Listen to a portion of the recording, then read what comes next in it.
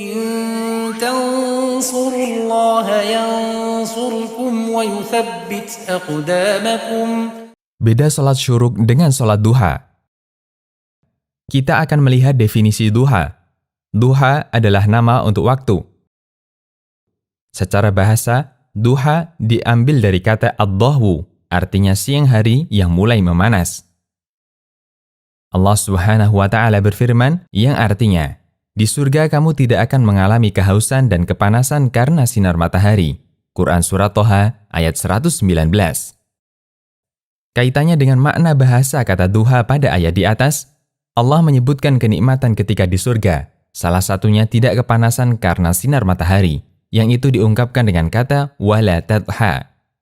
Sedangkan menurut ulama ahli fikih, duha artinya waktu ketika matahari mulai meninggi sampai datangnya zawal, yaitu tergelincirnya matahari. Al-Mawsu'ah Al-Fiqhiyah Al-Kuwaitiyah. Nama salat duha dikaitkan kepada waktu, seperti salat duhur atau salat maghrib dan seterusnya. Nama-nama ini dikaitkan dengan waktu, sehingga salat duha berarti salat yang dilaksanakan di waktu duha.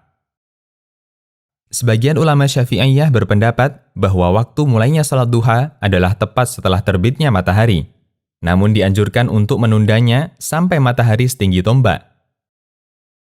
Pendapat ini diriwayatkan An-Nawawi dalam kitab Ar-Raudhah. Sebagian ulama Syafi'iyah lainnya berpendapat bahwa salat duha dimulai ketika matahari sudah setinggi kurang lebih 1 tombak. Pendapat ini lebih ditegaskan oleh Ar-Rafi'i dan Ibnu Rif'ah. Demikian yang menjadi pendapat Imam Abu Syuja' dalam Matan At-Taqrib ketika beliau menjelaskan waktu-waktu yang terlarang untuk salat. Hal yang sama juga menjadi pendapat Imam Al-Albani. Beliau ditanya tentang berapakah jarak 1 tombak. Beliau menjawab, 1 tombak adalah 2 meter menurut standar ukuran sekarang. Mawsu'ah Fiqhiyah Muyassarah. Sebagian ulama menjelaskan, jika diukur dengan waktu, maka matahari pada posisi setinggi 1 tombak kurang lebih 15 menit setelah terbit.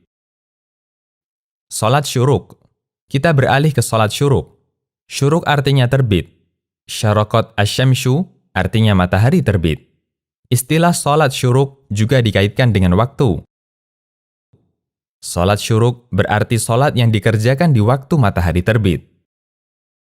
Di antara syarat dalam pelaksanaan salat syuruk yang perlu diperhatikan, salat ini dikerjakan ketika matahari sudah meninggi, kurang lebih 1 tombak dalam pandangan mata manusia. Karena ketika matahari tepat di garis terbit, kita dilarang untuk melakukan salat. Dari Uqbah bin Amir radhiyallahu anhu, dia berkata, ada 3 waktu di mana Nabi SAW melarang kami untuk melaksanakan salat di 3 waktu tersebut atau menguburkan jenazah kami. 1. Ketika matahari terbit sampai tinggi. 2. Ketika seseorang berdiri di tengah bayangannya sampai matahari tergelincir. Dan 3. Ketika matahari miring hendak tenggelam sampai benar-benar tenggelam. Hadis riwayat Muslim. Berdasarkan penjelasan di atas, berarti mulainya waktu duha dan waktu syuruk itu sama, yaitu ketika matahari telah terbit setinggi 1 tombak. Sehingga kesimpulannya, salat syuruk adalah salat duha di waktu yang paling awal. Imam Ibnu Utsaimin mengatakan, salat sunnah syuruk termasuk salat duha, hanya saja dikerjakan di awal waktu, ketika matahari terbit dan sudah naik sekitar 1 tombak, itulah syarat isyraq. Namun jika dilakukan di akhir waktu atau di pertengahan waktu, maka statusnya salat duha. Liqa'at Bab Al-Maftuh. Sehingga orang yang mengerjakan salat syuruk, hakikatnya dia mengerjakan salat duha. Bagi orang yang sudah mengerjakan salat syuruk, bolehkah mengerjakan salat duha?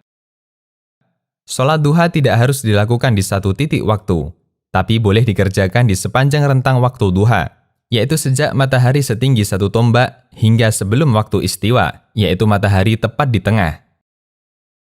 Karena itu, bagi yang sudah mengerjakan salat duha di awal waktu, dia boleh mengerjakan salat duha di akhir waktu.